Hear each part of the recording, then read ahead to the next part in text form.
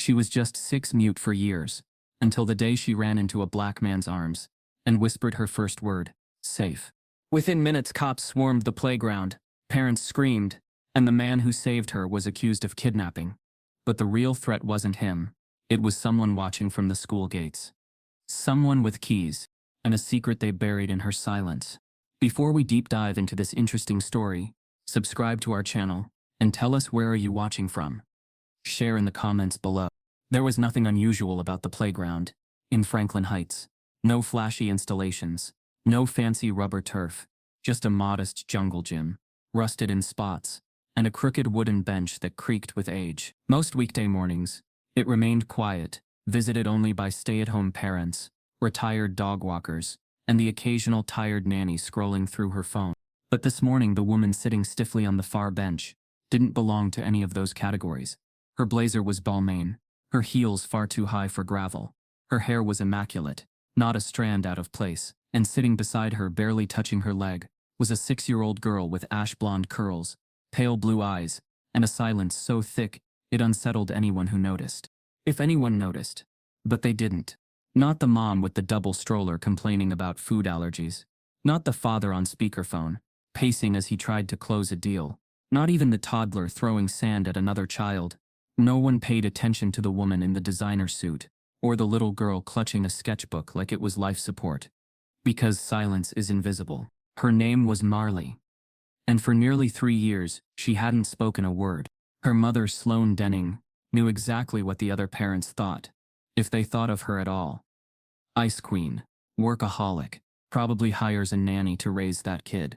And maybe they weren't entirely wrong. Sloane had spent most of Marley's early childhood inside the mirrored glass walls of DX Group, the tech startup she founded at 29 and took public before she turned 35. But the headlines never told the full story. Not the nights Sloane had sat awake, Googling selective mutism, until her eyes burned. Not the therapists she'd hired, speech pathologists, behavioral specialists, even a child hypnotist from San Francisco. Or the way her stomach dropped every time a teacher said she just doesn't connect. Marley connected. Just not with people, only with silence. So now, every Wednesday morning at 9:00 a.m., Sloane turned off her phone, closed her calendar, and brought her daughter to this tiny park 4 blocks from their luxury penthouse. It wasn't therapy. It wasn't even strategy. It was desperation in slow motion. Today was week 7. Sloane sat watching Marley crouch by the sandbox, drawing wide looping spirals with a stick. Always spirals. Never faces. The sun climbed higher. The other kids shrieked, fought, reconciled, repeated. Marley didn't blink. Then something strange happened. A child dropped his plastic truck near the edge of the sandbox. Marley froze mid-circle. She stared at it, then at the boy who'd dropped it. Her grip on the stick loosened. He waved. A small, clumsy gesture. 4 fingers. And Sloane felt her chest tighten. Marley didn't run. She didn't retreat. She looked right at him. But before Sloane could register what this meant, a voice behind her broke the moment. Mind if I sit? She turned sharply. A tall black man stood next to the bench. Hoodie, joggers, well-worn Nikes. Nothing threatening, but Sloane's nerves tensed anyway. Out of instinct, more than logic. Something in his tone was soft, not apologetic, patient. She hesitated. He smiled faintly. My son's the one with the truck. Zaire. He's persistent. Sloane gave a tight nod. It's fine. He sat without another word, leaving a respectful distance between them. The wood creaked under his weight. Minutes passed. Zaire, no older than 6 himself, plopped down beside Marley in the sandbox. He didn't speak either, just picked up a stick and started copying her spirals. Sloane's breath caught. Marley didn't move away. They always this quiet together? She asked, not looking at the man beside her. It's his second language, he said dryly. He's used to being quiet in rooms that don't welcome his noise. Sloane blinked. Not the answer she expected. She finally turned toward him. He looked tired in a way that didn't read as fatigue, more like bone-deep endurance, like someone who'd run too many uphill battles. Still, his eyes were warm, focused not on Sloane, but on the kids. I'm Sloane, she said reluctantly. She didn't know why she added, Marley's my daughter. He nodded. I figured. CEO of DEX, she offered reflexively. as if that explained something. Yeah? He replied, not impressed. I run logistics for a school lunch program. Third shift. Try to squeeze in the park before sleep. Something shifted in her posture. He wasn't impressed, and it disarmed her. What's your name? She asked. Malcolm. Just Malcolm. No credentials, no company. Just a name and a son who made circles in the sand. They watched together for a while. Zaire nudged the toy truck closer. Marley looked down at it. Her fingers reached, paused, then pulled it toward her. Sloane nearly cried.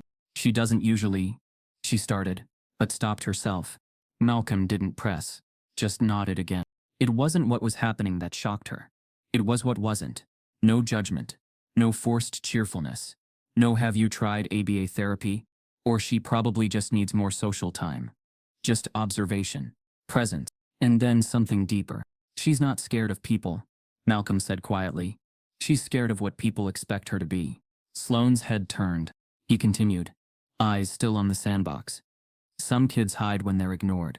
Some hide when they're watched too closely.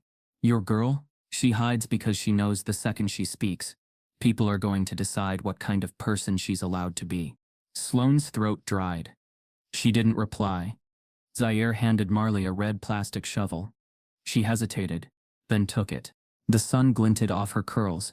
Her mouth moved, just slightly, shaping something. She's not broken, Malcolm added.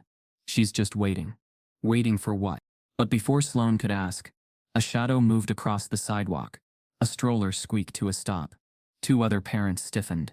A familiar tension charged the air. Sloane looked up and felt a pulse of dread. Another black man had entered the playground. Older, stockier, wearing a utility vest. Nothing menacing, but the way the other parents shifted told a different story. She glanced at Malcolm. His jaw tightened almost imperceptibly. Not fear, resignation. The new man raised a hand in greeting, heading toward the sandbox. And that's when it happened. Marley's face went still, her eyes wide. Her small fingers clutched Zaire's wrist tightly, like a lifeline.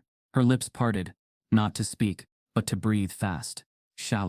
Then she turned and scrambled across the sand, running toward Sloane. No, not toward her mother. Toward Malcolm. And Sloane stood up fast, heart pounding, as her daughter buried her face into this man's chest, arms shaking, breath trembling, but not making a sound. Every adult on that playground turned to stare. And behind them, the older black man stopped in his tracks. Sloane's heart was pounding. She didn't understand what just happened, but she knew something had just cracked in her daughter's silence, and the man who caused it wasn't her. Malcolm gently placed a hand on Marley's back, steady but silent, and just then she pulled back, looked him in the eye, and opened her mouth. Not a sound yet, but a word was forming. Sloane gasped, stepping forward, but before she could reach them, Zaire whispered something that made her freeze. Don't worry, he said. She knows him. She drew him. For 3 years, Marley Denning's world had been one long suffocating quiet. Not the peaceful kind. Not the hush of bedtime stories, or the gentle murmur of waves outside the penthouse window. No, this was the kind of silence that hung heavy, like fog in a closed room, the kind that pressed down on your chest and made people look at you like you were missing something vital. A voice, sure, but also a reason, a function, a future. The first time it happened, Sloane thought it was trauma. The second time, a phase. By the 5th month, the doctors had names, labels, acronyms, selective mutism. But none of them asked the one question that lingered in every hollow room. What was she choosing silence over? Because silence, Marley had learned, was the only thing that couldn't be judged, couldn't be twisted, couldn't be misheard or misunderstood. It was the one place no one could hurt her. She had spoken once, long ago. Vivid memories flashed sometimes. Her small voice narrating picture books, mimicking animals, whispering secrets to the stuffed rabbit she no longer touched. That girl had existed, but somewhere between pre-K and the incident, no one ever mentioned. That voice had gone underground. Now, Marley just listened. Listened to the sharp clacks of her mother's heels on marble floors. To the low hum of conference calls in languages she didn't understand. To the polite, brittle voices of strangers calling her a sweet, quiet girl, as if that were a compliment instead of a diagnosis. She hated the way adults looked at her, with pity laced in admiration. Like being mute made her magical, instead of misunderstood. No one ever asked why she didn't speak. They just wanted her to start. Except for the boy with the red truck. He hadn't said much, not really.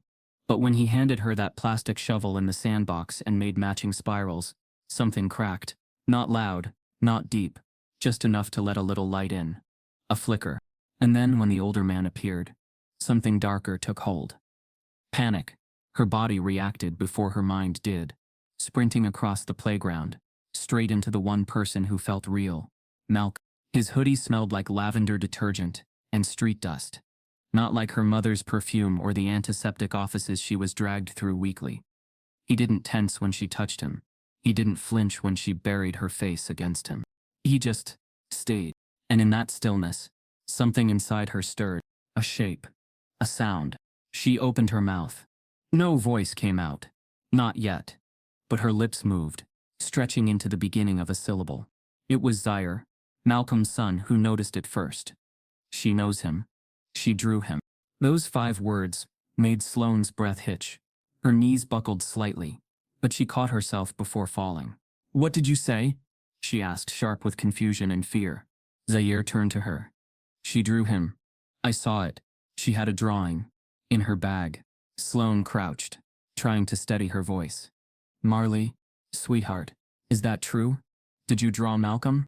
The little girl didn't answer, but her hand slowly moved to her backpack. She hesitated, then unzipped the front pocket. Out came a folded piece of paper, worn at the corners. Sloane gently took it, unfolding it like she was diffusing a bomb. The drawing was in crayon, childlike, yet detailed in its own way. A man with dark skin, a beard and a blue hoodie, standing beside a girl with spirals in the sand. Above them, in crooked letters, "Safe place." Sloane's mouth went dry. "When did you draw this?" No answer. Malcolm stepped closer, frowning softly. "That's me," he murmured. "But we just met." Zaire tilted his head. "You didn't. She's seen you before. Maybe on TV?" "No," Sloane said, more to herself than anyone else. "No, we don't watch TV." Her eyes narrowed, scanning the picture again. The shape of the trees in the background, the sandbox, the crooked bench. It wasn't just a fantasy. It was this playground. Marley had drawn this before they ever came here. But how? She looked at Malcolm. He was still calm, still grounded, but something flickered behind his eyes now. Confusion. Recognition. Doubt. "I don't understand," Sloane whispered. "How could she know you?" Malcolm didn't answer. Not yet. He was still staring at the crayon sketch, like it had just rewritten part of his past. And then Marley did something even more shocking. She tugged at Malcolm's sleeve. He looked down. She raised her hand and touched his beard. Lightly, gently, like confirming he was real. And her lips moved again. This time, barely audible. A whisper. One syllable. "Safe." The word came out fragile, like the wing of a dying moth. But it was there. Sloane's heart slammed into her ribs. Her hands flew to her mouth. She spoke. She spoke. For 3 years, nothing. And now, one word. And not mommy. Not yes or no. Not even help. She said safe. To him. Malcolm blinked, emotion tugging at the edges of his expression. Zaire grinned like the sun had come out just for them. But Sloane stood frozen. Because that word held weight. Accusation. Contrast. Safe with him. Not with her. Not even at home. And that stung more than she expected. Marley suddenly let go of Malcolm's sleeve, retreating 2 steps and hugging herself. Whatever brief opening had happened, it was closing again. Malcolm noticed it too. "Don't worry," he said gently. "It takes time. You don't have to." But before he could finish, a ringtone blared. Sloane's phone. She checked it. Oninian caller. She declined it instinctively. Another call came immediately after. Same number. This time, a voicemail appeared. She played it on speaker without thinking, too caught in the moment to be cautious. A robotic voice echoed out. "Miss Denning, this is a courtesy call from the Office of Child and Family Services. We've received an anonymous report regarding your daughter's well-being. Please return our call immediately to verify compliance with ongoing investigations." Sloane's blood ran cold. Marley flinched. Malcolm's expression hardened slightly, reading the tension before she even processed it fully. "What was that?" he asked quietly, but firmly. I don't. Sloane looked around. I don't know. No one's investigating me. This must be a mistake. But the look in her eyes said something else. Fear. Not of guilt, but of exposure. Marley reached for the drawing in her mother's hand and crumpled it. Sweetheart, no. Sloane tried to stop her, but it was too late. Malcolm gently crouched down, placing a hand on the girl's shoulder. You're okay, he whispered. You don't have to hide anymore. And then his eyes met Sloane's. Are you sure you've told me everything? He asked. Before Sloane could respond, a car pulled into the lot, a black SUV. No plates, and a woman in a gray trench coat stepped out, flashing a badge at the edge of the park. She was walking straight toward them, and the badge didn't say Child Services. It said Federal. The elevator rose in silence, smooth, seamless, clinical. Sloane Denning stood still in the corner, her hands tight around a leather portfolio, her thoughts even tighter. She had left the playground just an hour earlier, but the memory was already sealed like a Polaroid in her mind. Marley whispering the word safe, the black SUV pulling up, the woman with the federal badge approaching like an omen, and Malcolm quiet, observing, unmoving, as though he'd already known this part of the story would come. The woman hadn't said much, just 3 clipped sentences. Miss Denning, we need to speak, privately. There's been a report. It's not about you yet, but it involves a man you've interacted with, and your daughter. Sloane didn't ask more. Not then. She promised to come in for a formal interview the following morning, and got Marley home without a word. But now, as the elevator chimed open on the 42nd floor of DDX Group headquarters, the silence followed her like smoke. The floor was colder than she remembered. Glass everywhere. Walls, doors, even the minimalist white table in the center of the main conference room. The floor-to-ceiling windows were designed to give the illusion of transparency, but Sloane knew better.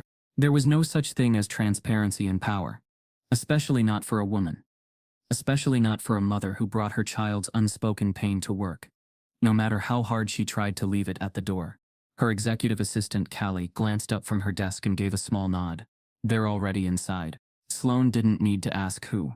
The board. Not officially, but informally, her co-founders, her top investors. The men and women who once toasted her vision, now scanning her like she was a risk assessment. She stepped into the room. 7 faces turned toward her. Some smiled politely. Others didn't bother. Morning, Sloane, said Jeremy Kwan, CFO, the first to break the quiet. Thanks for coming in early. I'm always in early, Sloane replied, moving to the head of the table, reclaiming her position before it could be questioned. Right, Jeremy said, his tone cool. Well, we thought we'd do a quick check-in. There's been chatter. Sloane's jaw set. Chatter. The corporate word for gossip soaked in entitlement. Another board member, Claire Belmont, leaned forward.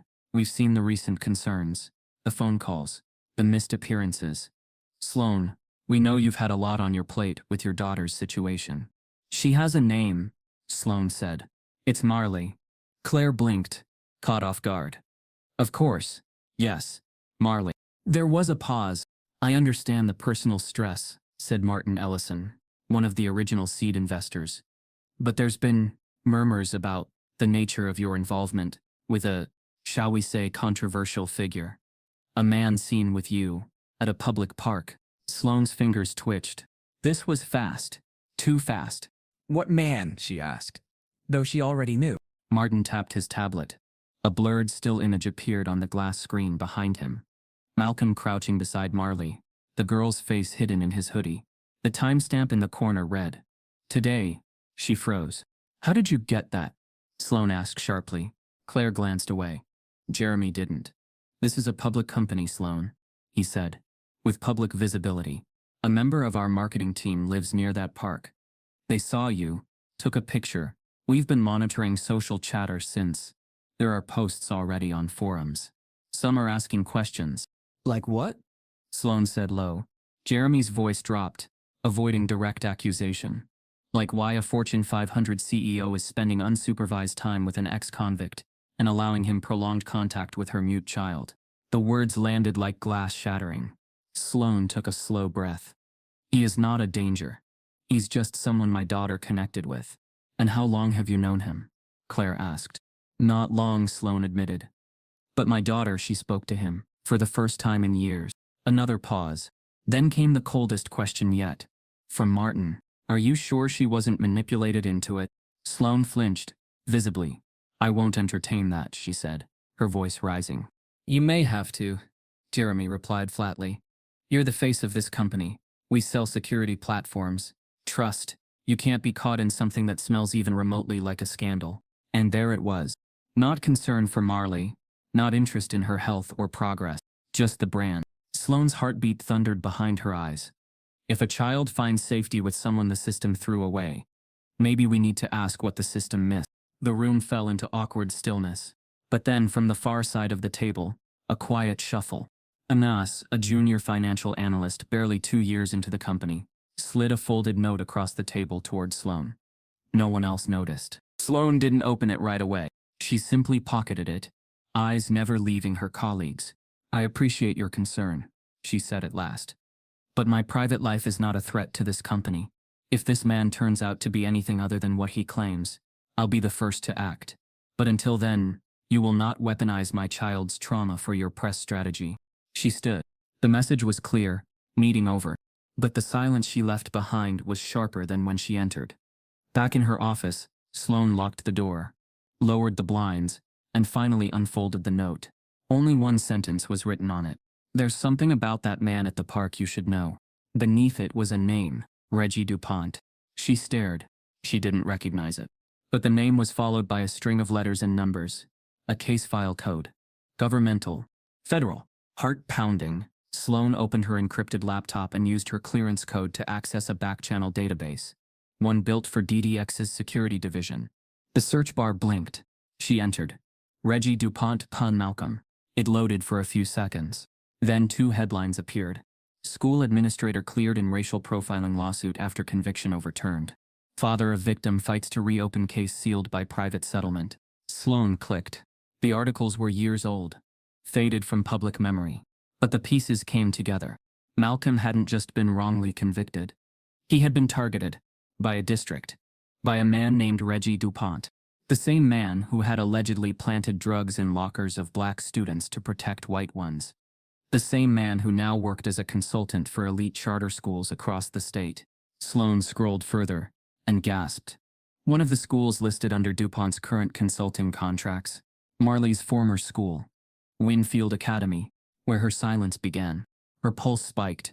Her vision blurred. Marley didn't just recognize Malcolm. She may have remembered something no one else had. Something buried deep. Something dangerous. And now it was bubbling to the surface. A new notification pinged on her laptop. Security alert. External IP address attempting to access Marley Denning's student records. Origin. Winfield Academy. At 10:14 a.m., the Franklin Heights playground was its usual blend of suburban tension, wrapped in cheerful distractions, bubbles floating midair, juice boxes half drunk, and parents half present. But for Sloane Denning, the calm was a lie. She stood near the edge of the sandbox, eyes locked on the rusted chain swings, where Marley now sat stiffly, her legs dangling, her hands wrapped so tightly around the chains her knuckles looked bloodless. Zaire stood beside her, not swinging, not talking, just watching her, a kind of silent bodyguard in Velcro sneakers. Sloane's breath was shallow. Her mind was still spinning from what she had discovered just hours earlier. Malcolm's wrongful conviction, the link to Reggie DuPont, and now this, someone from Marley's former school, trying to access her sealed records. Why now? She scanned the park. Parents were scattered in their usual clusters, yoga pants and designer strollers, dad in business casual with earbuds in, a thin veneer of normalcy. But something felt off today, something electric. Under the surface. That's when she saw him. Malcolm. He was walking toward the bench near the swings. Slow, calm, the same blue hoodie, Timberlands dusted with gravel. But it wasn't just his appearance that drew attention. It was the reactions to him. 3 parents stiffened visibly. A woman in Lululemon paused mid-laugh, her face shifting. A man narrowed his eyes and leaned subtly toward his child, placing a protective arm in front of her. Malcolm didn't seem to notice. Or maybe he was just used to it. To Sloane, the image was jarring, not just because she knew what they were thinking, but because of how reflexively they thought it. A tall black man, alone, approaching a playground. To them it wasn't harmless.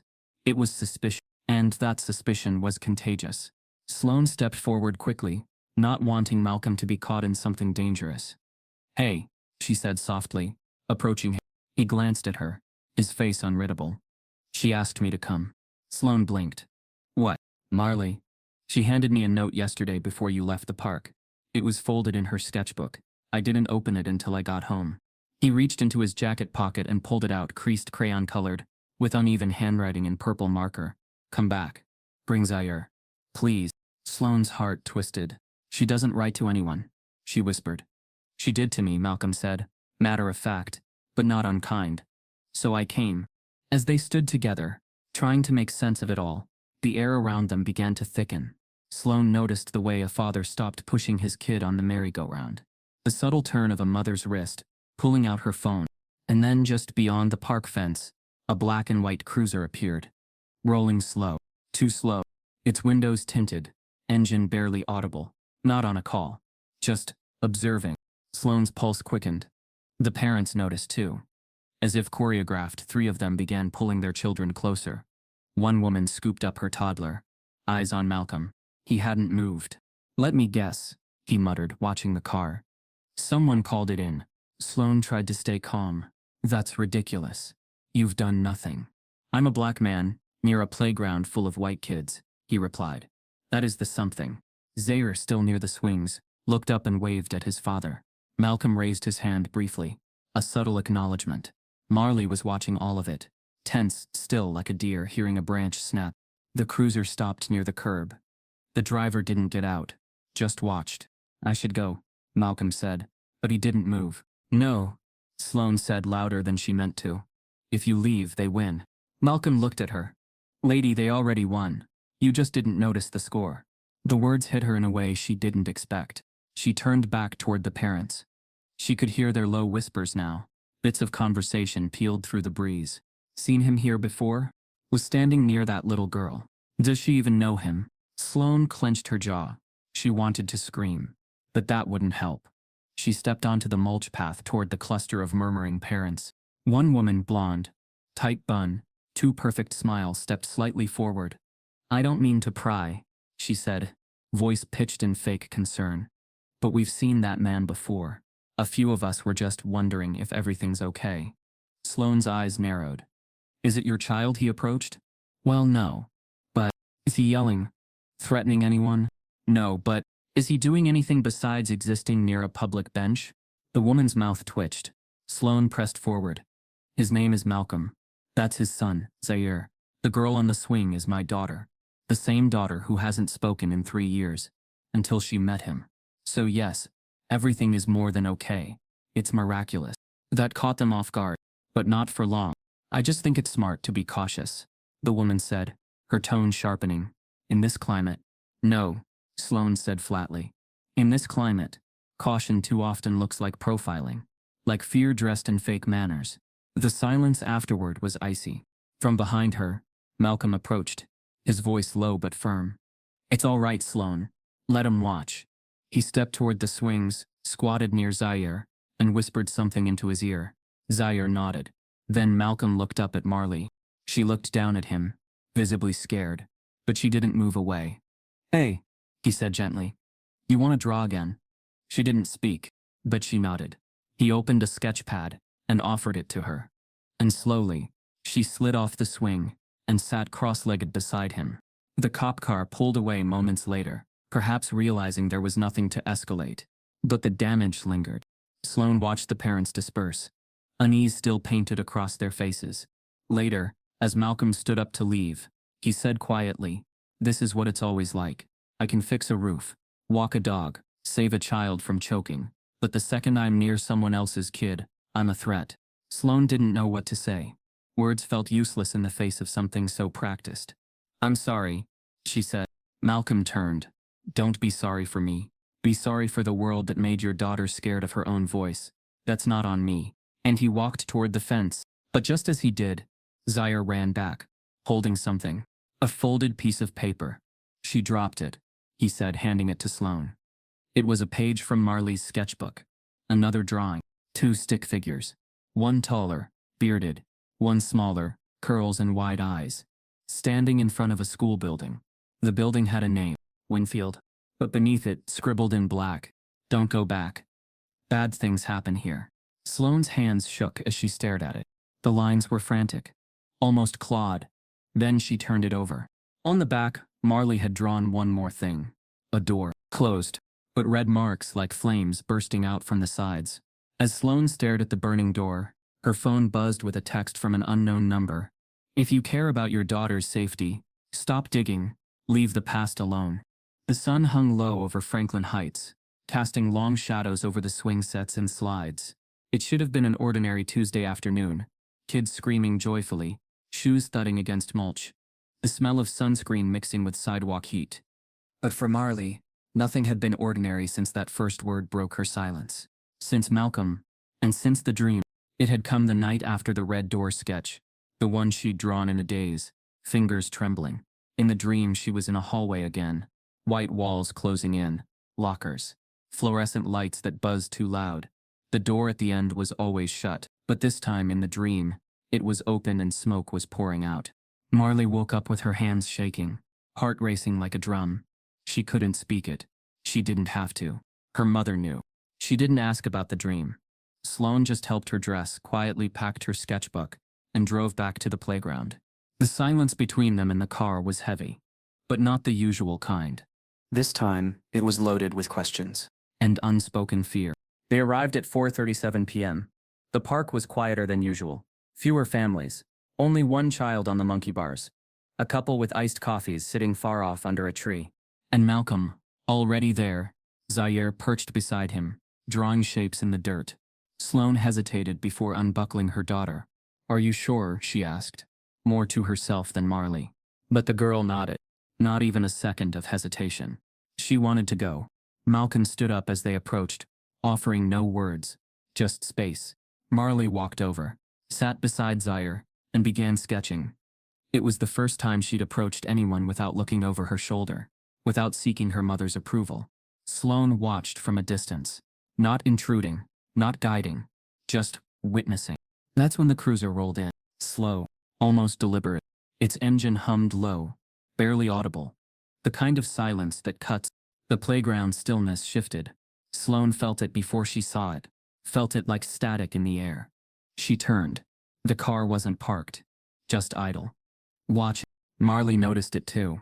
Her pencil froze, her spine stiffened. Then came the moment no one expected. Marley stood and ran, but not to Sloane, not to the car. She ran to Malcolm, full sprint, curls bouncing, sketchpad falling behind her in the mulch. Sloane's heart jumped into her throat. Malcolm turned just in time to catch her arms, automatically wrapping around her small frame as she slammed into his chest. She gripped him tightly, her body trembling, and then she spoke. "I saw him." Again. Malcolm's eyes widened, but he said nothing, just held her. From the patrol car, the door creaked open. A white officer stepped out, stocky, close-cropped hair, hand resting on his belt. He squinted toward them. Sloane stepped forward fast, waving both hands. "She's my daughter," she called out. "She's with me." The officer didn't flinch, his hand lowered slightly to the holster. "I said," Sloane shouted louder now. "She's my daughter." Malcolm kept his grip loose but protective. Marley had her head buried in his hoodie. Then, calmly but clearly, Malcolm called out. "She ran to me because she was scared. You can ask the mother. She's right there." The officer paused. His eyes scanned the girl, her pale skin, her arms tight around a black man's chest, her tears soaking into his hoodie. To him it didn't look like comfort. It looked like a scene. Sloane walked faster, trying to close the gap. "Sir, please. She has selective mutism. She doesn't speak unless she feels safe. He's the only reason she's making progress." Still, the officer didn't relax. He reached for his radio, requesting backup. Possible child endangerment. White juvenile. 6 years old. Suspect is. Sloane snapped. "Are you serious?" Her voice cracked the air. "That man is the reason she talked. You're about to traumatize a child because your fear outweighs your logic." The officer hesitated. The radio remained in his hand. Malcolm didn't move. Then, with a voice filled with the calm of a man too used to being misjudged, he looked the officer in the eye. "She knows something," he said. "She's remembering something from that school. That's why she's scared. That's what this is." Marley finally lifted her head and said 3 words. He was there. The words sent chills up Sloane's spine. The officer stepped closer, blinking. Who was there, honey? He asked, voice softening a bit. But Marley shut down again, lips clamped tight. The moment passed. Zaire, still sitting on the sandbox edge, stood now too, silent. The officer sighed, realizing perhaps he had pushed too far. He looked at Sloane. I'm going to chalk this up to a misunderstanding, he muttered. But you should be more mindful of how this looks. Sloane narrowed her eyes. Looks to who? You, or the people who called you? He didn't answer, just walked back to his car, muttering something into the radio. As he pulled away, the air in the park shifted again, tension releasing like a popped balloon. Marley looked up at Malcolm. He had keys. His eyebrows rose. Who? The man. In the hallway. He had keys. Big ones. Sloane froze. Do you mean keys like a janitor? No, she whispered. Bigger. The kind they lock people with. And suddenly Sloane realized her daughter wasn't afraid of the playground. She was afraid of someone with authority. Someone who had power inside the school. Someone with keys. And that narrowed it down. Sloane knelt beside her, voice shaking. Sweetheart, did someone lock you somewhere? When you were still at Winfield? Marley's fingers twitched. She nodded. Malcolm stepped back, visibly shaken. He didn't speak, but his eyes were full. Zaire slowly picked up Marley's sketch pad from the ground. The drawing on the top page had been smudged, but still visible. It showed the same burning red door, but this time, the figure beside it was clearer. A man in a uniform, and a ring of keys in his hand. At the bottom of the page, Marley had written her first full sentence in 3 years. He said if I spoke, Mommy would disappear. Sloane stood at the edge of the now empty park, the swings swaying gently behind her, the echo of her daughter's words still rattling in her ears. He said if I spoke, Mommy would disappear. They'd driven home in silence. Marley had curled up in the back seat, sketchpad in her lap, eyes too wide for a child that small. Sloane couldn't stop glancing in the rearview mirror, not because she didn't trust her daughter, but because for the first time she didn't trust herself. She had missed it. All of it. The signs, the drawings, the slow withdrawal, the way Marley had recoiled every time someone in uniform walked past her at school. Sloane had chalked it up to anxiety, a phase, overload from gifted testing and a new speech therapist. But now, with her daughter finally speaking, not in words but in code, in images, in fear, she was starting to see the edges of something much darker, something older, rooted. And at the center of that unspoken terror was a man with keys. She parked in the garage, watched the gate roll shut behind her, then turned in her seat. Go upstairs, sweetheart. I'll be right behind you. Marley nodded and slipped out, her footsteps soft against the stone tiles. Sloane didn't follow. She pulled out her phone and dialed. Malcolm, she said when he picked up. I need to talk. Tonight. Just us. There was a pause. Then his voice, where? Come to the house. Back patio. I'll leave the side gate unlocked. Another pause. Then, all right. It was just after 9 p.m. when Malcolm stepped through the side yard. The moonlight spilled across the manicured lawn, casting shadows over the patio furniture Sloane never used. She sat at a stone table, laptop open, a glass of untouched wine beside her. She didn't rise when he entered, didn't greet him. Just looked up and said, How long have you known? Malcolm took a slow breath. I didn't. Sloane closed the laptop. She told you things she never told me. She ran to you, she said safe. You don't get that without knowing something. Malcolm pulled out the chair across from her, sat, his movements deliberate. Kids like her don't run to strangers. Not for no reason, but that doesn't mean I knew what she'd say. Sloane shook her head. It's more than that. She drew you, before she ever met you. I've been asking myself the same thing, he admitted. Why me? Why now? A long silence passed between them. Sloane folded her hands, stared at the wine glass. You said earlier she's not scared of people, she's scared of expectations. Malcolm nodded. Because that's what trauma does. It teaches you to survive, not thrive. It trains you to anticipate harm in even the safest spaces. Sloane's voice trembled. I built my whole life on control, discipline. I thought if I could give her the best education, the best resources, she'd find her voice again. She didn't lose it, Malcolm said gently. It was taken from her. You don't fix that with private school and therapy. You fix it by proving she can use it without punishment. Sloan looked up. Is that what happened to you? He didn't answer right away. Instead, he leaned back, eyes distant. When I was a kid, I was loud, smart, too curious. They didn't like that. My third-grade teacher told my mom I was aggressive because I asked too many questions. By middle school, I'd stopped raising my hand altogether. Figured it was safer to be invisible than to be a target. He met her eyes. That's the real education system for kids like me. Learn silence, or learn consequences. Sloan exhaled slowly. That's what they gave Marley. She's not broken, Malcolm repeated. She's just been punished for being the wrong kind of quiet. They sat in the stillness that followed, two adults bound not by history, but by shared understanding. Then Sloan asked the question that had been eating at her for days. Who are you really? Malcolm didn't blink. He didn't flinch. Just said, softly, let's just say, I've been where she is. Sloan leaned forward. That's not an answer. He looked out over the lawn. When I was 20, I was arrested for trespassing. Wrong place, wrong time. They said I broke into the school I used to attend, trying to steal electronics. I wasn't. I was dropping off a letter to a teacher who helped me. But a janitor saw me, called it in, said I matched a description. He paused. They found nothing on me. No tools, no stolen goods. Still, they convicted me. Gave me 3 years. You know what their evidence was? Sloan stayed silent. A fingerprint. On a locker I used when I was a student. Her jaw clenched. That's not evidence. That's reach. Didn't matter, he said. I was poor. Black. Already halfway labeled by the system. Spent 19 months in county. The man who testified against me, Reggie DuPont, vice principal, told the court I was always disruptive. Sloan's heart dropped. Reggie DuPont, she echoed. He nodded. I tried to sue after I got out. Got it overturned.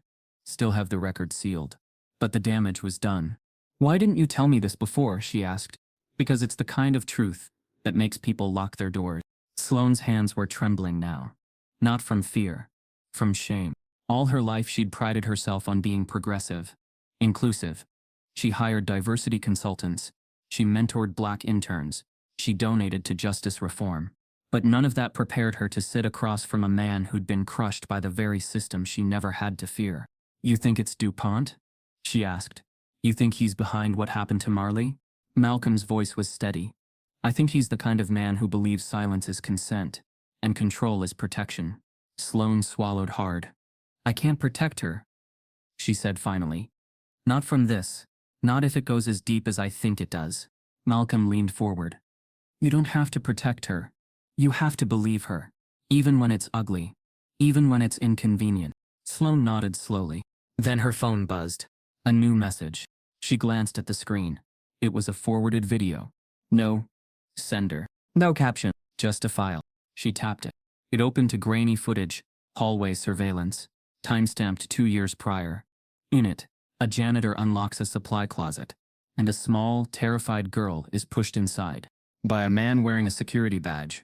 As the door closes, the camera catches his face. Just long enough for Sloan to recognize the man from a Winfield brochure. And from the sealed case files she never meant to open. The next morning, Sloan didn't go into the office.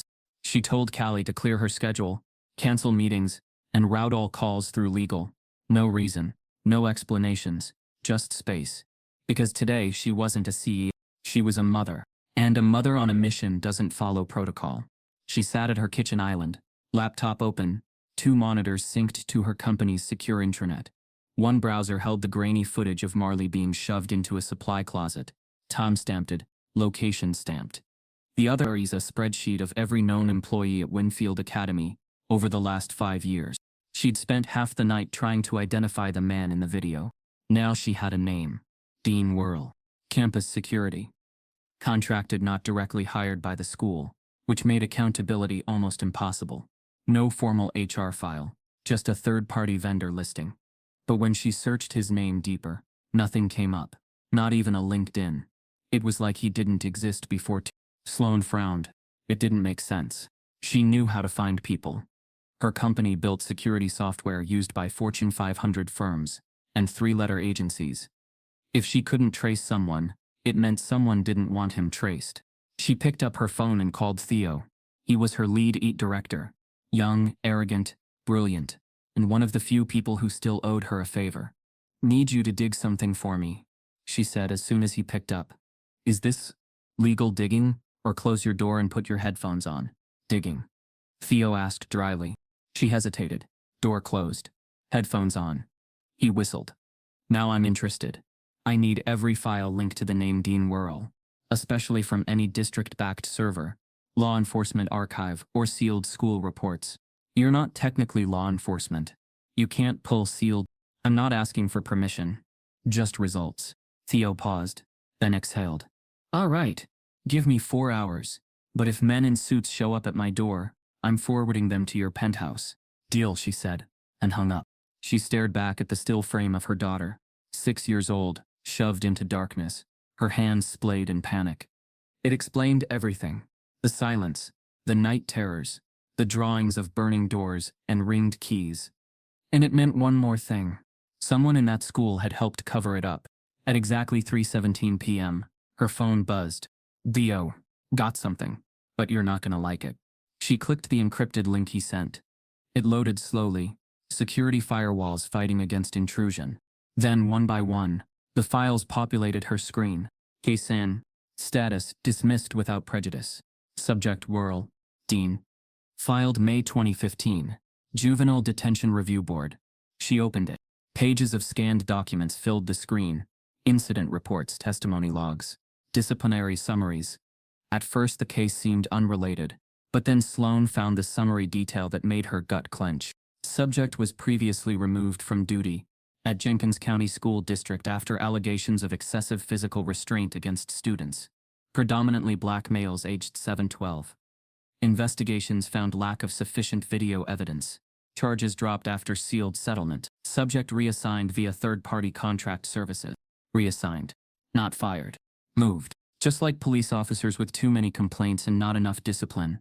But this wasn't the worst of it. Theo had uncovered a second file, locked behind an additional layer of encryption. Label confidential. Do not release. Associated parties. DuPont, Reggie, Vice Principal, Worrell, Dean Security, Jenkins County, Winfield Academy. Her fingers hovered over the download. She hesitated. Sloan had spent her entire career navigating gray areas. But this file, it smelled like something no one ever wanted seen. She opened it anyway. The document was short, just 5 pages. Page 1. A memo dated July 9, 2000. In light of escalating community complaints, we recommend proactive steps to contain reputational exposure. Do not allow future student records, particularly those of minors with documented behavioral concerns, to be included in FOIA requests or third-party reviews without direct administrative clearance. Page 2. A directive. Effective immediately, all staff communications referencing incident WD-47 Child A to be deleted and classified as HR-only record. Any attempts to cross-reference video surveillance with student files must be routed through the director's office. Page 3. Redacted. Page 4. A handwritten note, scanned and archived. We can't afford this. She's not even from the district. If this leaks, enrollment tanks. Just keep her quiet. Page 5. An index. Just 4 names. Reggie DuPont, Dean Worrell, Marley Denning, Malcolm Reed. Sloan froze. Malcolm's name wasn't on any public files. Not attached to Winfield. Not in any complaints she'd read. Yet here he was, listed, buried, tied to the same scandal that swallowed her daughter. She called Theo immediately. "Where did this come from?" she asked. He sounded cautious. It was buried deep, not even attached to a school domain. This was part of an old legal backchannel hosted off-site, probably used during their lawsuit years. Malcolm's name? Mentioned once in a legal footnote. Said he attempted contact with administration on behalf of a child not enrolled. Sloan's brain raced.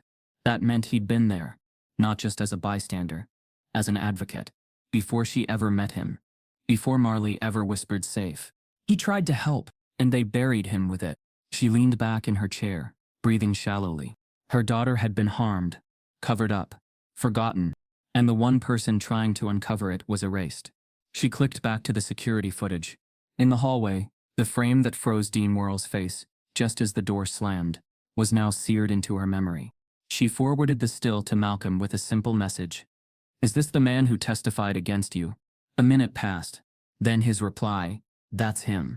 No punctuation. No emotion. Just confirmation. The walls were closing in. Sloane stood and walked to the window. Her reflection stared back, sharp jawline, tight bun, designer blouse wrinkled from stress. She no longer looked like a CEO. She looked like a woman who'd stepped into a battlefield and realized the enemy had worn school IDs and staff lanyards.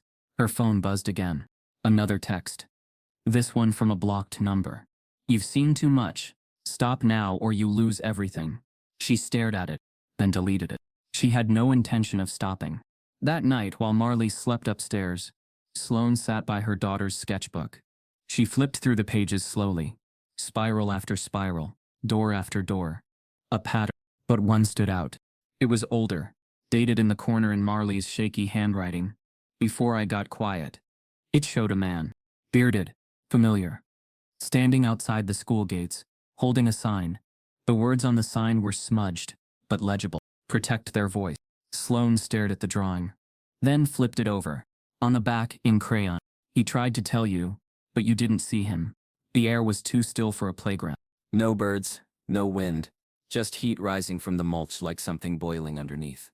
It was early afternoon, but the sun already bore down heavy, chasing away the usual crowd. Only a few families lingered. One father sipped iced coffee under a tree. A nanny sat scrolling on her phone. No one noticed the tension at the sandbox. But Sloane did. She stood on the edge of it, feet rooted, eyes locked on Marley. Her daughter seated cross-legged in the sand, staring down at the crumpled sketch in her lap. The sketch she had redrawn this morning, without prompting, while barely touching her breakfast. It was the same image again. The red door, the key, and now, the face. This time, the face beside the door was drawn with detail. Angry eyebrows, a long nose, lips in a sneer. Marley hadn't written a name, but she shaded the uniform blue and added a patch on the arm. Sloane didn't need to ask. She knew what it meant. Whirl. He was real. He was still out there. And her daughter remembered everything. Sloane crouched beside her. Are you okay? Marley didn't respond. Not with a nod. Not with a shake. Just stillness. Sloane placed a gentle hand on her daughter's back, her voice quieter. You don't have to draw him anymore. We know. We believe you. But Marley wasn't drawing him this time. She was erasing him, scrubbing over the man's face with the side of her palm, turning it into a blur of crayon smudge. Then, slowly, she picked up the red crayon and drew a line between her figure and another one in the sketch. A second stick figure. Not Sloane. Not Sire. Someone taller, bearded, someone she always drew in blue. Is that Malcolm? Sloane asked. Marley didn't answer. She looked up instead. And that's when it happened. The nanny by the bench stood abruptly, holding her phone to her ear. Pacing. A few other parents glanced up. It wasn't loud, just enough to break the air. Marley stared at the woman's phone, and something inside her shifted. Her fingers dropped the crayon. Her knees pulled to her chest. Then, as if waking from a spell, she whispered something. Sloane leaned closer. Sweetheart? Did you say something? Marley stared straight ahead. Then louder. Clearer. A single word. Malcolm. Sloane's heart skipped. She blinked, unsure if she'd heard right. Did you say? But before she could finish, Marley stood. She walked slowly across the sandbox. Like each step took effort. Her shoes crunched the gravel as she approached the swings where Malcolm stood beside Zaire. Malcolm turned, surprised to see her coming alone. Marley stopped in front of him, tiny fists clenched, and then her voice again, firmer this time. You helped me. It wasn't loud, but it was enough to make every parent nearby turn and stare. A silence fell over the playground. Even Zaire's mouth dropped open. Sloane felt a strange tightness in her chest, equal parts joy, shock, and something else she couldn't name. Her daughter had spoken. Not to her. Not in therapy. But here. To him. Malcolm knelt down slowly. What did you say? Marley's voice trembled, but she didn't back away. You came back. He nodded. I said I would. Her lip quivered. He said you wouldn't. He said if I spoke I'd lose Mommy. But I didn't. I found you. The words weren't fluid. They were broken, stitched together like torn fabric. But they were real. And they were heard. Sloane's breath caught. Her knees nearly gave out. Her daughter had chosen Malcolm as her safe place. and that terrified her. Not because she didn't trust him, but because it meant Marley had spent years feeling unsafe with her. Malcolm placed a hand on Marley's shoulder, his voice barely a whisper. "You did something brave. You used your voice." She nodded, and then leaned forward, wrapped her arms around his neck, held him like someone who had known him forever. And maybe, in her own way, she had. The parents were still watching, some with confusion, others with quiet judgment, but none of that mattered. Not now. Then Marley looked up and pointed. Not at Malcolm, not at her mother, at the woman with the phone. The nanny. Sloane followed the girl's gaze, confused. The nanny, dark-haired late 20s, had turned her back. But she wasn't on a call. She was recording. Phone angled just enough to catch Marley and Malcolm in the frame. Sloane's stomach turned. She stood quickly, walking toward the woman. "Excuse me, what are you doing?" The woman didn't flinch. "Just recording. Public space." Sloane's voice dropped. "Delete it. Now." The woman smiled faintly. Why? "It's touching. The big bad ex-con being comforted by a white kid? That kind of thing goes viral." Sloane stepped closer. "I don't know who sent you." "No one sent me," she interrupted. "But people like him attract attention, especially when they get too close to someone else's kid." She looked at Marley again. Cute voice, by the way. Shame it's wasted. Sloane's blood boiled. But before she could respond, Marley spoke again. Loud this time. "That's not nice." Everyone turned. Even the woman. Marley stood tall now, red in the face, hands clenched at her sides. "You're trying to scare him," she said. "You're like the one with the keys." The woman blinked. "What? You don't want people to see him, right? But I see him." Sloane swallowed hard. Her daughter wasn't just speaking now. She was fighting. The nanny smirked, backing away slowly. "You should tell your mother who I really work for." Then she dropped the phone on the bench and walked off, leaving behind a cracked screen, with a paused recording and a corporate security tag sticking out of her back pocket. Winfield Academy, visitor. The next morning, Franklin Heights playground was empty.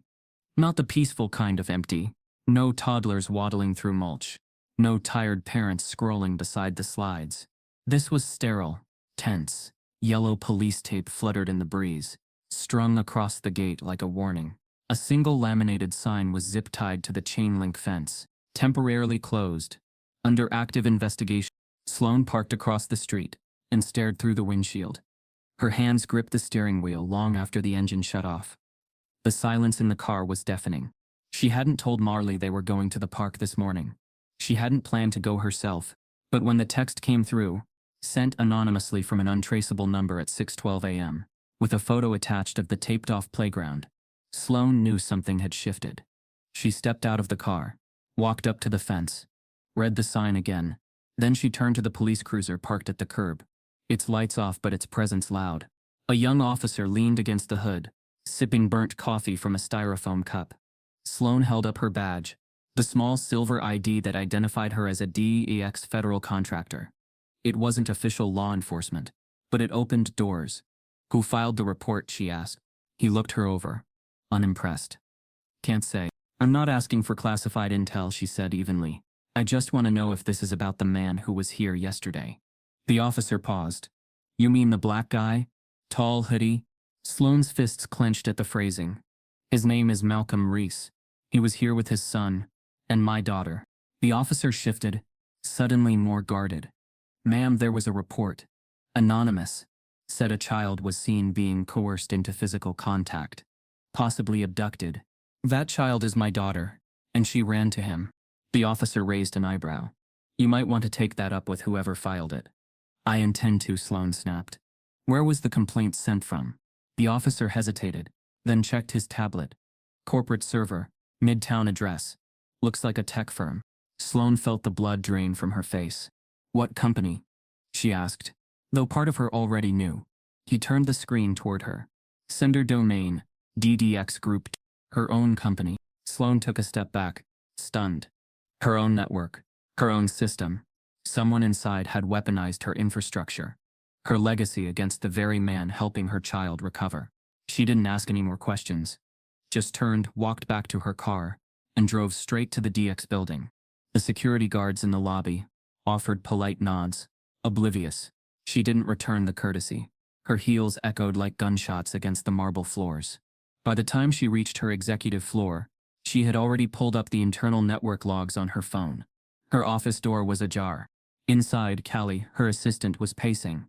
"Sloan," she said quickly. "I didn't know if I should call you. There was a system flag this morning. Who accessed the complaint portal using the internal Wi-Fi between 5 and 6 a.m.? Sloan cut in, throwing her phone on the desk.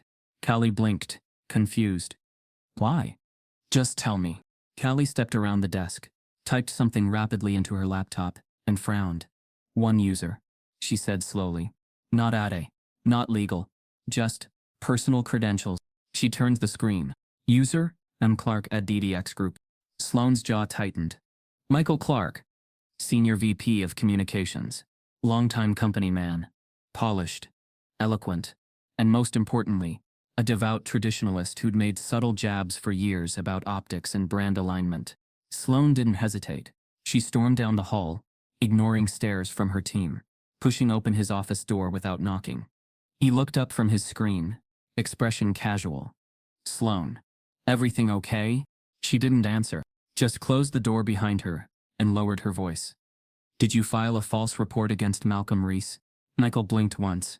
No surprise, just irritation. "I filed a concern," he said coolly. "As a citizen, regarding something I witnessed in public. You weren't there. I saw the footage." "What footage?"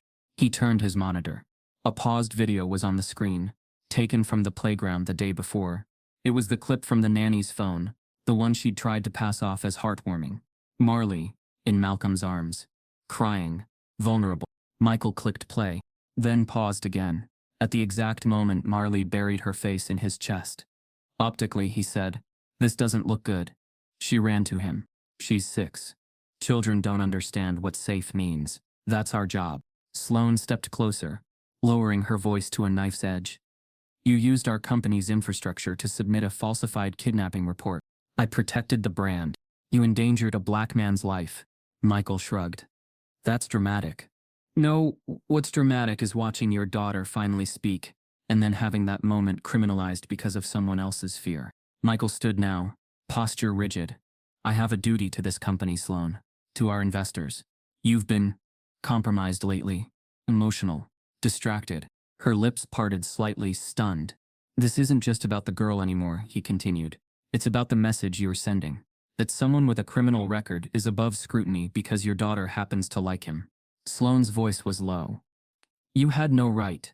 I had every right. And if you come after me for this, I'll remind the board that you knowingly allowed someone with sealed charges to be around a minor without reporting it." Sloane stared at him for a long moment. Then quietly, "You're fired." Michael scoffed. "You can't do that." "I just did." He leaned forward, hands on his desk. "You don't understand how this works, Sloane. This company isn't about truth. It's about perception." She smiled tightly. "And you just showed yours." She turned and walked out, already pulling her phone from her blazer pocket. As she passed the window-lined hallway, the city sprawled beneath her. The world still looked the same, but now she saw its rot from the inside. Back at her office, she pulled up the video again, paused it on Malcolm's face, then opened a new tab and typed, "Civil rights litigation firm." She wasn't going to be quiet anymore, and neither was Marley. As she filled out the report, her phone buzzed again. A new message. No number. No subject. Just a single attachment. She clicked it. A school surveillance screenshot. Marley again, only this time. She wasn't in the hallway. She was in the nurse's office, and Dean Worrell was behind her, holding her backpack. Her hand was outstretched, reaching toward the door. The time stamped. 2 weeks after Sloane had withdrawn her from Winfield. Beneath the image, a single line of text. "You thought it ended when she left. It didn't." The glass walls of DX's executive boardroom gleamed like ice. Morning light poured through the floor-to-ceiling windows, casting sterile reflections across the polished table and the eyes of the 12 people seated around it. Sloane stepped into the room and immediately felt the cold. It wasn't the temperature. It was the way they looked at her. Controlled. Cordial. Coiled. Jeremy Kwan, her CFO, was seated dead center, flanked by Claire Belmont, the branding strategist who'd once toasted Sloane's Forbes cover, and Daniel Royce, the lead investor from the West Coast Fund that had saved DEX in its second year. Not one of them made eye contact. Callie, her assistant, had tried to warn her as soon as she stepped off the elevator. They pulled a closed-door vote, she whispered, eyes anxious. Something about optics, liability, brand preservation. Sloan, they're coming for your seat. Sloan didn't flinch, didn't show the tremor blooming in her stomach. She walked to the head of the table, placed her leather portfolio down, and folded her hands neatly on top. Well, she said, voice calm, let's get this over with. Jeremy cleared his throat. This is a review session. Informal, of course. We're not making any binding decisions. Claire cut in. Though we are considering the ramifications of recent public exposure. Daniel leaned back. You're trending, Sloan. And not in the way we like. Sloan raised an eyebrow. Is this about the park video? Jeremy hesitated. It's about the narrative forming around you, around the company, around who we align with. You mean Malcolm Reese, she said flatly. Claire gave a tight smile. Your relationship with him, yes. His past, his record, his presence around your daughter, has caused her to speak for the first time in 3 years. Claire blinked. That may be true, but the public doesn't see that. What they see is a white CEO protecting a convicted man with a sealed file from a school abuse scandal. Sealed because it was false. Sloane's voice hardened. Jeremy clicked his pen. Perception isn't always about truth. You know that. I also know, Sloane said, standing a little taller, that none of you blinked when a black man was publicly accused of kidnapping without evidence. None of you issued a statement. No press defense. No internal review. Nothing. Daniel frowned. You're letting emotion cloud your judgment. No, Sloane said. I'm letting integrity guide it. Claire looked at her hands. There's a proposal on the table. Jeremy picked up the thread. We'd like you to consider stepping down. Temporarily. A public-facing sabbatical. You remain on the board. Retain equity. But we install an interim CEO to manage operations during this time. Sloane laughed once. Dry. You mean during this inconvenient truth I've exposed? No, Daniel said sharply. During this liability nightmare you've created. Sloane walked to the window, staring out over the city. Her reflection stared back. Tired. Yes, but clearer than it had ever been. I built this company out of a 3-person garage in New Haven, she said, softly. With $10,000, 1 laptop, and a daughter in diapers. And now, the moment that daughter uses her voice, you're telling me I need to disappear. Jeremy sighed. It's not about your daughter. But it is, Sloane snapped, turning. It's about what she represents, and what you're all too scared to say out loud. Daniel raised an eyebrow. Which is, that a black man helping a white girl heal threatens your brand. Not because he's done anything wrong, but because he makes people ask questions they'd rather avoid. No one responded. She let the silence stretch.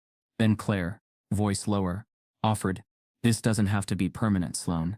Just a cooling off period. Sloane smiled faintly. And what happens while I'm gone? You bury the case?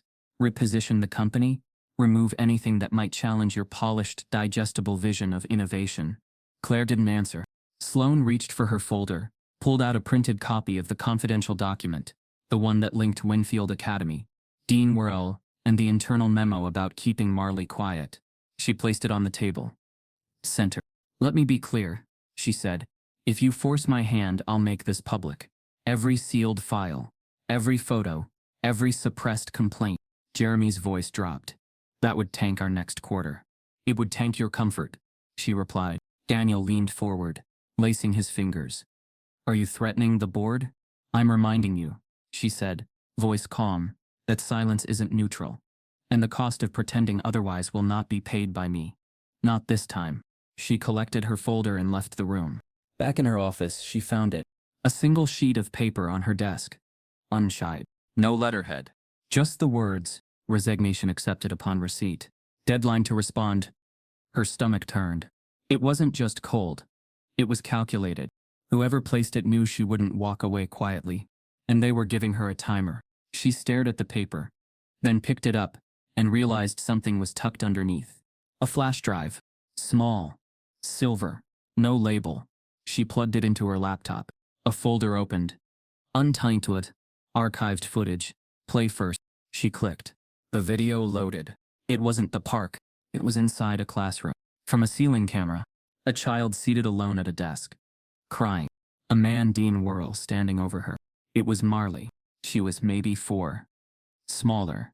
Softer. And in the corner of the frame, Malcolm. Younger. Tense. At the doorway. He didn't step in. He wasn't allowed. But he watched. Then turned away, jaw clenched and left. Sloane's heart stopped. He had seen it, even back then, and no one had listened. As the video faded out, a single sentence flashed across the screen. He tried to report it once. Your company helped suppress it. The flash drive was still warm in Sloane's hand, as she stared at her laptop screen, frozen. Her reflection trembled in the glossy black of the monitor. Malcolm Younger, desperate, standing at the door while Marley cried silently under Dean Worrell's looming figure. It was more than just a memory. It was proof. Proof someone had tried to speak up. Proof the system not only ignored him, but actively erased him. And now that same system was circling around again, trying to finish the job. Sloane glanced at the clock. 3 hours until her resignation deadline. And she had no intention of using them to surrender. She had questions, and now she wanted names. At 1:13 p.m., she entered DDX's Security Command Center. Sublevel 2, badge access only. Most executives never came down here. It was where firewalls lived, where code whispered in fluorescent light, where digital ghosts were kept alive or scrubbed out of existence. But Sloane had full clearance. Inside, her lead security analyst, Leo, looked up with mild surprise. "Sloane, you good?" "No," she said, locking the door behind her. "But I need your help." Leo turned off his screens. "Talk to me. I need to access all external surveillance feeds tied to our internal grid, especially Franklin Heights Park. I want footage from the last 72 hours, every camera angle, including third-party motion sensors from city-installed towers." Leo didn't blink. "That's protected municipal infrastructure, which DDX helped build. You think I didn't bake in backdoor access?" He gave her a sly look. "You're scarier than you look. Please," she said. "I need eyes on what happened. All of it." He nodded. "Give me 20 minutes. It only took 14. Leo loaded the footage onto a private, air-gapped drive. Together they reviewed it in a darkened back room, side by side in front of 3 large screens. Sloane leaned forward, heart thudding. There it was. The footage from the park, the afternoon when Marley had run to Malcolm. The officer arriving, the standoff, the moment Marley spoke. Every beat. But what the main camera didn't show, what only the second-angle lens mounted on a nearby streetlight caught, was the woman on the bench. The so-called nanny. Zoomed in, the image sharpened. She wasn't holding a phone for personal use. She was speaking into a tiny mic, wired discreetly behind her collar. And beside her, a tablet, streaming. Lev. Leo froze the frame, zoomed closer. She wasn't recording for herself, he said. She was transmitting. To who? Sloane asked, voice tightening. Leo dug deeper, opened the footage's metadata. It wasn't just a live stream. It had been routed through a virtual IP, bounced through 5 cities before reaching a central node in Austin, Texas. Sloane stiffened. That was the headquarters of one of DDX's oldest private contracts, Winfield Educational Partners. Pull audio, she said. Leo synced the mic data. Crackling static, then muffled words, child engaging with subject. Expressions soft, no resistance. Parental presence nearby. Affirmative. White woman.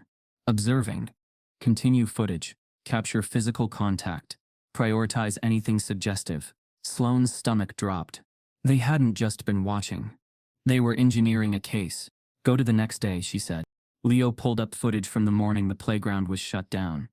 Security tape strung across the gate. The cruiser idling. Sloane herself standing at the fence. Another camera angle. This time from a city meter camera. Rear angle. A man in a dark suit stood across the street. Hands in his pockets. Face turned from the scene. But watching. Leo enhanced the image. Sloane gasped. It was Michael Clark, her former VP of Communications. Still employed at the time of the report. Leo clicked open the time-stamped clip. Michael checked his phone at 5, typed something. Then, 3 minutes later, the DDX security server received the kidnapping complaint. Sloane stared at the screen, hands shaking. He didn't just submit the report. He stood there and watched it unfold. Can I save this? She asked. Leo grinned. Already backed it up. Triple redundancy. Even if they burn our servers, I've got it. Sloane nodded. Send a copy to my legal team. And one to him. You mean, Malcolm. she said quietly. Leo hesitated. You sure? Once this is out, it's war. You're not just exposing a school anymore. You're accusing DX's leadership of collusion. I'm not accusing, she said. I'm revealing. Leo loaded the transfer, encrypted the files. But before closing the footage, he paused one last frame. Wait, he murmured. Sloane leaned in. What is it? He played it slowly, frame by frame. At the edge of the playground, near the sandbox, barely visible behind a half-closed trash bin, was a small figure. Hidden, still, watching. It was Marley. She wasn't just near the scene. She had seen the entire encounter. Michael, the nanny, the officer. Her eyes were wide, unblinking. Sloane's throat tightened. She saw all of it. She whispered. Leo nodded, and she knew. Back upstairs, Sloane collapsed into her office chair, staring at her phone. The message that started it all. The anonymous tip. The screenshot of Marley post-withdrawal at the school. The one that claimed you thought it ended when she left. It didn't. Who sent it? It wasn't a threat. It was a warning. She checked the metadata from the email again. Encrypted. Anonymous. But one detail had changed since last time. A single signature line had been added. Barely visible. An ID number. Employee clearance code. 81. Her breath caught. That wasn't a DX code. That was a district code. From Winfield. Someone inside was leaking the truth. And whoever it was had just sent one more file. Unlabeled. Untraceable. Its subject line? Next. What they did to his son.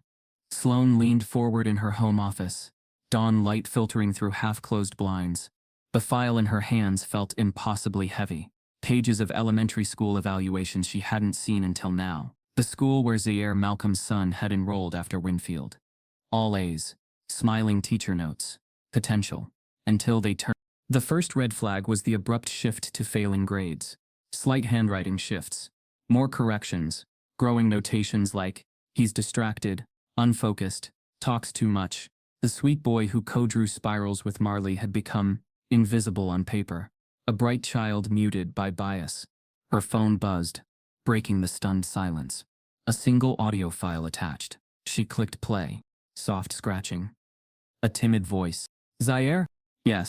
Do you like school? No. Why? He talks about me. A pause. He says I'm too loud.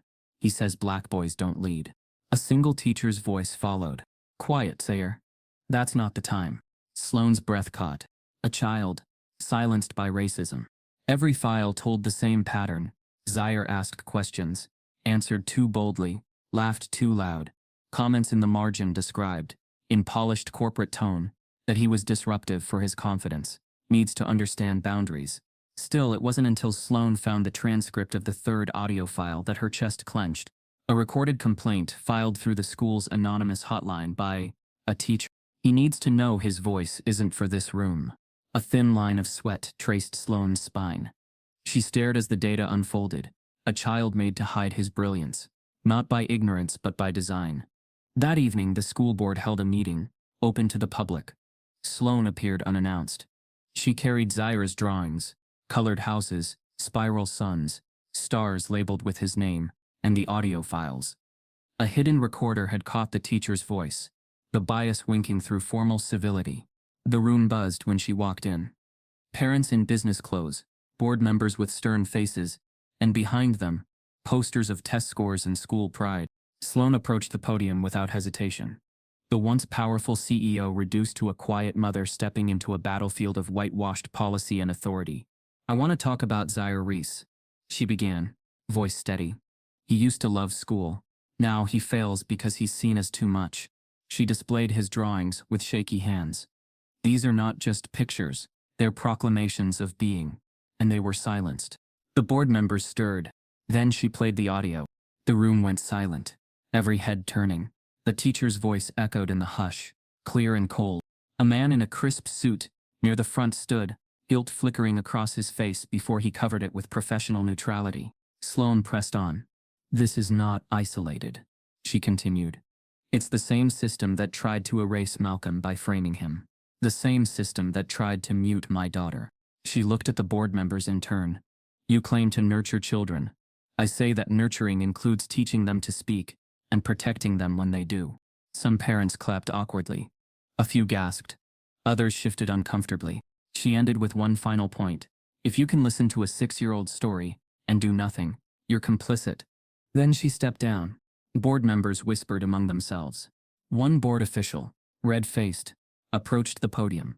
Miss Denning, your accusations are serious. We need time to investigate. Time? Sloane fired back. Time is what got us here, what it took for children to go silent, dreams to be buried. She collected her materials and left. In the hallway, she saw the man who had once testified against Malcolm, Reggie DuPont, sitting silently, watching, his face pale, no longer shielded by institutional armor. At home that night, Sloane called Malcolm. He and Zaire sat beside her. She played the audio again. Zaire listened, face tight, and then whispered, "He's not the only one." Malcolm looked at her. "He's not." Zaire nodded slowly. "The principal said it too. He said we don't belong in honors. That's not for kids like us." The room felt smaller all at once. Sloane sank into her chair. "We'll make it right. I promise." She didn't sleep. Instead, she drafted statements. For district officials, for investors, for her employees, and most painfully, for victims like Marley and Zaire. Every name, every story, every system exposed. Then her phone buzzed. A new incoming file, from an unknown number. The title read, Marley's Testimony in Crayon. Her hands shook as she tapped it open. Inside, one drawing crayon on torn notebook paper. A child in profile, nameless, speaking. Across the image, in shaky letters, "I'm tired of hiding." As Sloane stared at the drawing, a notification popped up. Public hearing scheduled tomorrow at 2 p.m. You're expected. The courtroom wasn't the kind seen in movies. No mahogany panels or gold leaf trim. Just beige walls, stackable chairs, and a row of microphones that hummed softly. Yet the tension inside felt far grander, like history was about to be rewritten on government-issue carpet. The public hearing had drawn a full crowd. Local journalists perched with notepads, typing fast. Parents from Marley's old school sat stiff in their chairs, clutching purses and coffee cups. District lawyers whispered behind folders. And in the front row, Sloane sat with Malcolm, beside her, hands folded tight in her lap. But it was Marley everyone watched. She stood near the front, a small child in a powder blue dress and glitter sneakers, holding a sketchbook almost as tall as her torso. She hadn't spoken much since agreeing to appear. No prep, no testimony rehearsals. Just silence, then a nod. Sloane had asked her the night before, gently, "Are you sure you want to do this?" Marley had looked up, serious, and said simply, "Yes. They think I forgot. But I didn't." Now in the still air of the hearing room, the moderator adjusted the mic. "Marley Denning," he said gently, "thank you for coming. We understand this is difficult. If you're willing, can you tell us why did you run to Mr. Malcolm Reese at the park?" Marley said nothing at first. Instead, she reached into her backpack and pulled out a folded piece of paper, worn at the edges, a faint stain at one corner. She placed it carefully on the table. The moderator leaned in to help unfold it. But Marley stopped him. She wanted to do it herself. As she opened the drawing, a collective breath filled the room. It was a crayon illustration. But it was precise. 2 figures. A young girl, clearly Marley, drawn smaller than usual, her face half hidden behind a door. Her eyes were wide, fearful. And the other figure taller, older, wearing a dark blazer. His face colored in meticulously with black lines for stubble and a slight smile stretched wide across his mouth. Behind him, bars. Not playground monkey bars. Jail bars. The image was unmistakable. A man in a suit. Behind a cell. Every adult leaned in. The moderator blinked. "Marley, who is this?" She pointed at the man behind bars. Then said, clearly, "Not Malcolm." A pause. Then, "That's the one who told me if I talked, Mommy would disappear." Gasps echoed. The district lawyer stiffened. Sloane's heart leapt into her throat. Marley continued, voice quiet but strong. "He worked with Mommy. He used to come to school sometimes. Everyone smiled when he came. But not the teachers. They didn't smile." The moderator frowned. "Do you know his name?" Marley nodded. She didn't speak it. Instead, she turned the page over. Written in red crayon, in thick letters, M. Clark. The room exploded. Whispers. Gasps. Chairs shifting. Sloane blinked in disbelief. Michael Clark. Her former VP. The man who had filed the false kidnapping report. The man who stood outside the playground and watched the fallout unfold in silence. The man her daughter remembered, from before she ever knew what silence was. District lawyers began flipping through files, murmuring into each other's ears. The moderator cleared his throat. "Marley, how do you remember him?" She looked down. Then said, "He made me go with the man who locked the door. I didn't want to. But he said it was part of Mommy's company." Another silence. No one in the room moved. Sloane's hands were cold. This wasn't just about a school failing her daughter. This was about someone inside her own company. Someone she trusted using their access, their influence to enable trauma, to silence a child before she even found her voice. And Marley had kept it secret. All this time. Until now. Later that afternoon, the hearing broke for recess. The room emptied in slow waves. Some pale, some furious. Some stunned into silence. Marley sat quietly, legs swinging off a waiting room bench, sketchbook in her lap. Sloane knelt beside her. "You were brave," she whispered. Marley looked up. "I'm tired of drawing it. I want it to stop." "It will," Sloane promised. "Starting today." But before she could say more, a clerk approached holding a manila folder. "Miss Denning," he said, "we just received this. It was couriered here. No return address." Sloane took it, confused. Inside, more documents. Photos, screenshots, email, all of them dated back years. Many included Michael Clark's email. But not to Sloane. To Winfield's administration. To Worrell.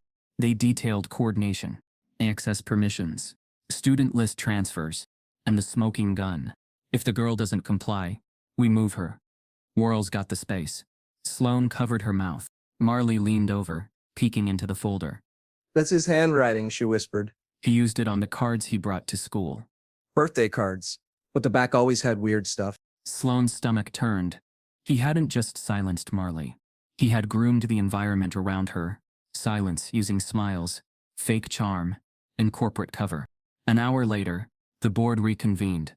Sloane stood again, this time not asking, but demanding. These documents prove this wasn't an isolated incident. It was a network, a collusion of silence. She handed them the folder. "Not just the school's failure. Mine, for not seeing it. But I see it now." One board member whispered something to another. A third reached for his phone. Malcolm, sitting in the back, nodded quietly. Sire, beside him, looked to Marley and offered a small fist bump. She returned it. But just as Sloane returned to her seat, the moderator's assistant handed him a slip of paper. He read it. His face paled. He adjusted the mic again. "We've just been notified that one of the names referenced Mr. Clark is missing. He left town this morning, disconnected all accounts." Gasps again. "But," a moderator continued, "a federal investigation has already begun." Before the gavel could hit, a woman in the back of the room stood. She wore a gray coat. Sloane recognized her immediately. The federal agent from the playground. She raised a hand and said, "And we're not just looking into him. There's one more name buried in the files. One your company tried to erase." She looked directly at Sloane. "Let's talk about Malcolm." The second half of the hearing began with an electricity no one could contain. News cameras had arrived. Local outlets were now live streaming. The gallery had doubled in size, spilling into hallways, and word had spread, not just about Marley's crayon testimony or Michael Clark's disappearance, but about what might come next. They were going to question Malcolm. He sat at the edge of the front row, hands clasped, eyes steady. He didn't squirm or sweat. If anything, he looked exhausted in a way that went deeper than sleep. Like he had carried this storm for so long, he no longer feared the thunder. Beside him, Zaire sat wide-eyed but quiet, clutching a half-folded paper airplane in his lap. Sloane sat a seat away, unsure of whether to hold her breath or speak. Her entire professional life had been built on speeches, briefings, and crisis control. But right now, all she could do was wait. The moderator tapped the mic, clearing his throat. "We're reconvening with an additional inquiry into prior allegations connected to Mr. Malcolm Reese, based on recovered files and sealed documents linked to the Jenkins County School Board and the Winfield investigation." Gasps buzzed through the gallery. Sloane turned slightly toward Malcolm, whispering, "You don't have to do this. You've carried enough." Malcolm didn't look at her. "I'm not here to defend myself," he said. "I'm here to make sure the next kid doesn't end up in a closet wondering why no one came." The moderator called his name. He stood slowly and approached the podium. Mr. Reese, the board's legal advisor began. Your name was tied to an earlier lawsuit in Jenkins County, later sealed and dismissed. Were you or were you not present on school grounds during the date in question, despite being unauthorized?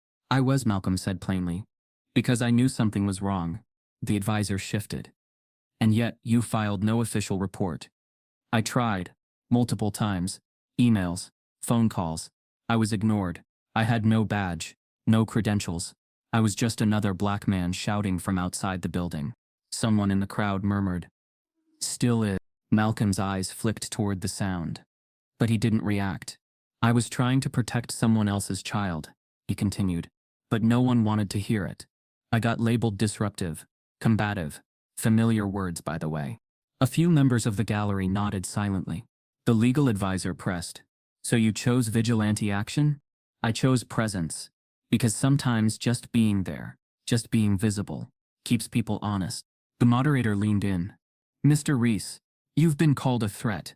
You've been called dangerous. Why do you think that is? Malcolm turned to face the room. His voice was low, measured. Because I didn't disappear when they wanted me to. Because I didn't stay in the story they wrote for me. The room fell quiet. He looked toward Marley. I didn't save her. She saved me. The day she looked at me and saw safety, I started believing I was worthy of it. Sloane blinked rapidly, emotion choking her throat. Then the moderator asked, would she say the same? There was a pause. Then Marley stood, unprompted. She stepped forward alone, until she reached the front of the room. The moderator looked down, unsure. Miss Denning, we weren't planning to question you again. Marley shrugged. But I want to say something.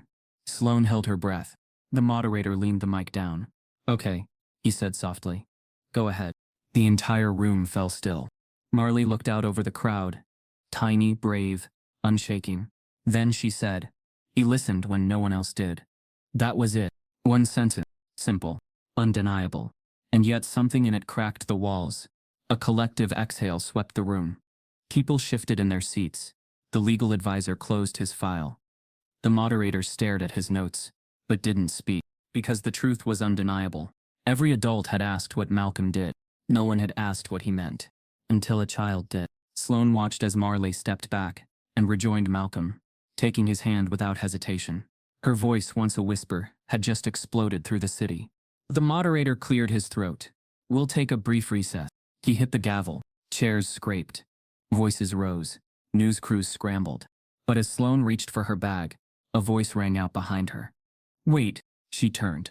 So did everyone. A woman stood near the back, tall, composed, her gray coat buttoned tightly. Sloane recognized her immediately. It was the same federal agent from the playground weeks ago. The one who had approached her in silence and left behind warnings instead of answers. Now, she stepped forward. Her badge flashed briefly. She addressed the board. There's one more thing, she said. Before you dismiss Malcolm Reese, you should know something else. The moderator narrowed his eyes. Go on. She held up a flash drive. There's a file that was erased years ago, not just sealed, erased, buried by an administrator with high-level access, and then rebuilt under a different student's name. Whose? Someone called out. She looked straight at Sloane. Yours. A beat of silence. Sloane stood slowly. What do you mean? The agent replied. When you were a student at Jenkins High, your records were edited after a disciplinary incident involving a teacher who was later fired for racial bias. You were reclassified as a behavioral risk. That classification followed you into undergrad admissions and flagged you in employment records.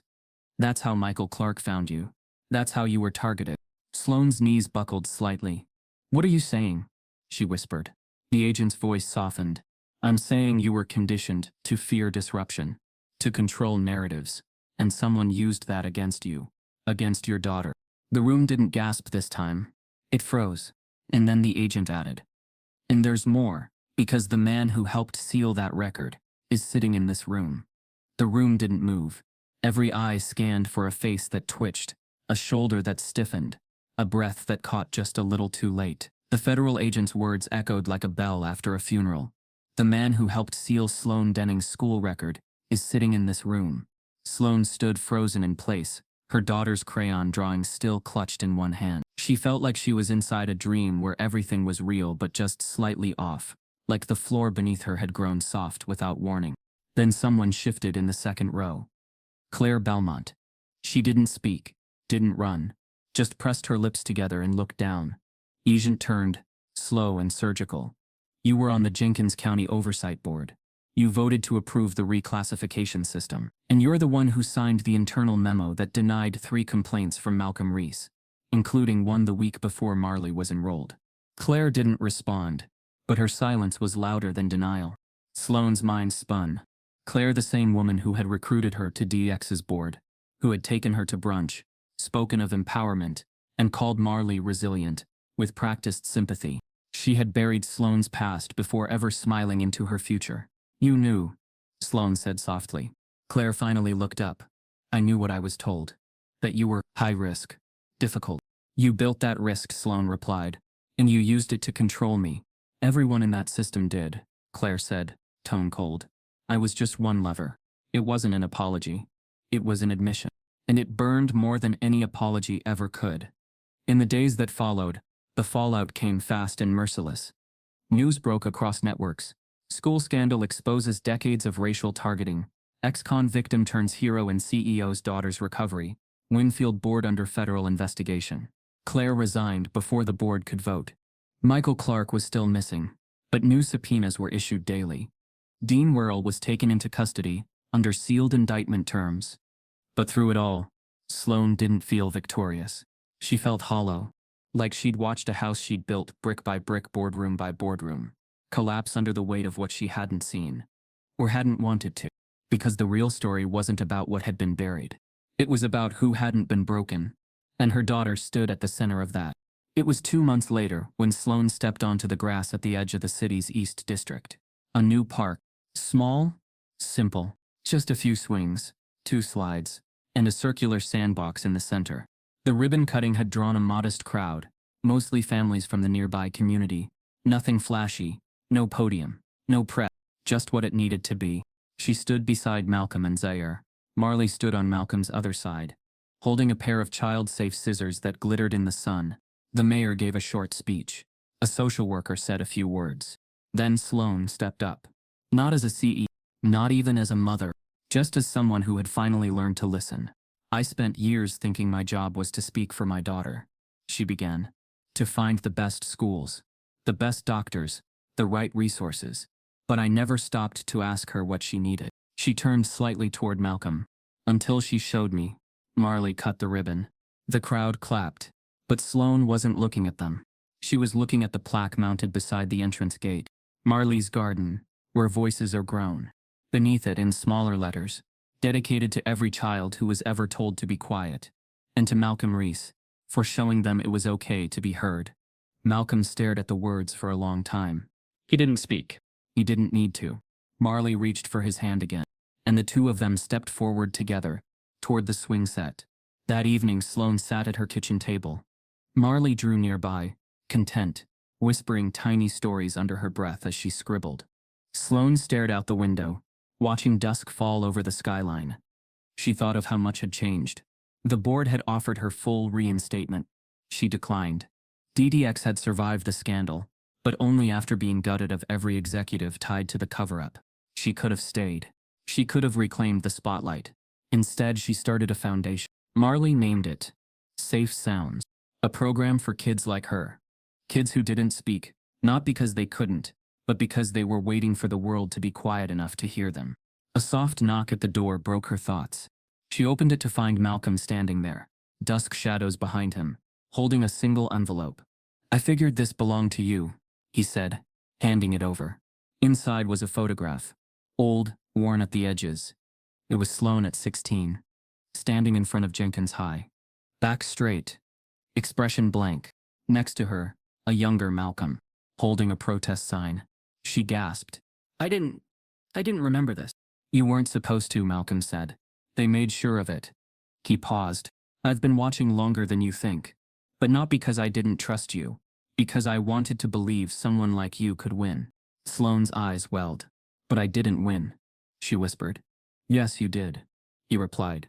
You raised a girl who knew when the world was lying, and who waited to speak until it could hear her. They stood quietly for a moment. Then Malcolm added, "You thought you were saving her, but it was the other way around." Sloane smiled through the tears. "I know that now." Weeks passed. The news cycled on. The city moved on. But every day at 4 p.m., two children returned to the new park. Zaire on the monkey bars. Marley in the sandbox. Some days she spoke. Some days she didn't. But she always drew.